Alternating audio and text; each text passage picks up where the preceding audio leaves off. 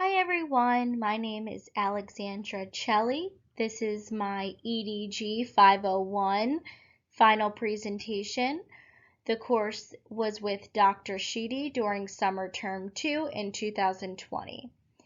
The topic that I chose to research and study was cyberbullying and victimization.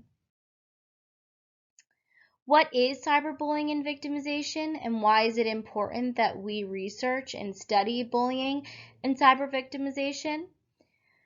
Cyber victimization refers to the process of victimizing others through the use of information and communication technologies.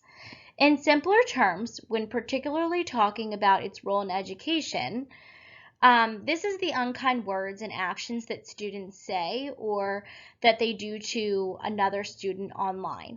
Some examples can include social media, texting, video conferencing, etc. So it's very important because just like traditional bullying, cyberbullying and victimization has very serious psychological and behavioral consequences on student lives, and our role as educators is to know the most up-to-date practices and prevention to help decrease cyberbullying and victimization's presence in our classroom and online. The reality is that cyberbullying is probably not going to go away, and so the more that we study and figure out best practices to prevent it, the quicker the decline will be. Why did I choose this topic? So, being that my personal career is as a third grade teacher in a public school district, and a lot of yours are also in the educational field, a lot of us went from being in person to going on teaching online, and we knew that bullying already existed in person.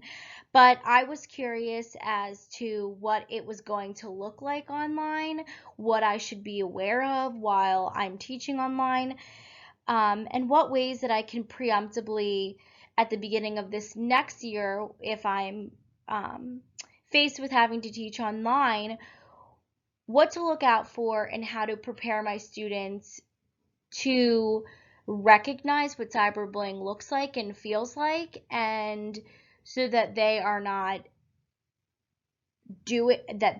personally bullying, and also that they know what to do if they are being bullied online.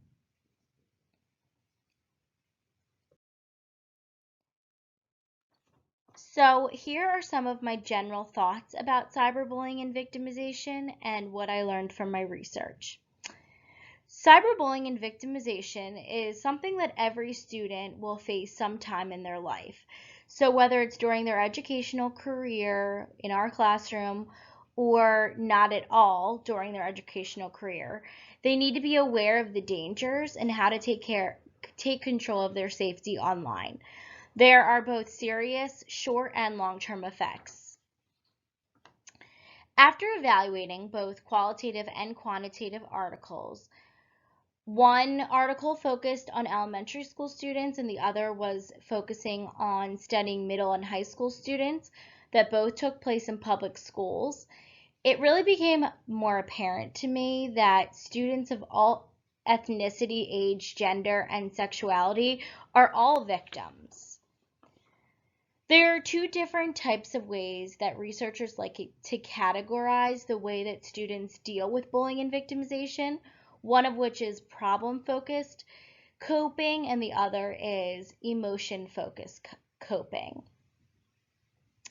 Problem-focused coping is the kind of coping aimed at resolving a stressful situation or event by altering their source of stress. So this could include, but is not limited to, talking to somebody else, asking for assistance from a friend, family member, or seeking help from a professional. Emotion focused is aimed at managing the emotions associated with the situation, and that includes exercising, pep talking themselves, mindfulness, and many other things. some of the general, the words that I saw frequently stated in research results in both studies are a lot of students that have been faced with bullying and victimization have had anxiety, fear, depression, low self-esteem, more. So we want to make sure that if we see these signs in students that we investigate them and we figure out where these feelings are coming from and what we can do to help eliminate their presence. Consuming research is very important. We consume research to make sure that we're providing greater in-depth understanding of educational topics, to enhance our best practices both in the classroom and online, to have more productive discussions among educators and find similarities and differences amongst different grade levels, buildings, and types of educations, and to build new relationships. And lastly, we consume research to overall make our schools safer and more successful environment for not only students, but the families that are involved in our buildings and our professionals too. These are the articles that I chose to use in both of my evaluations, and I have left them here if you're interested in looking at them. I know I only briefly touched on them, didn't go into super detail, but I think that they're both really strong articles that are worth checking out if you're interested in exploring cyberbullying and victimization. Thanks so much for listening, and I wish you all a great rest of your summer. And thanks again for all of your help this semester. Take care. Bye-bye.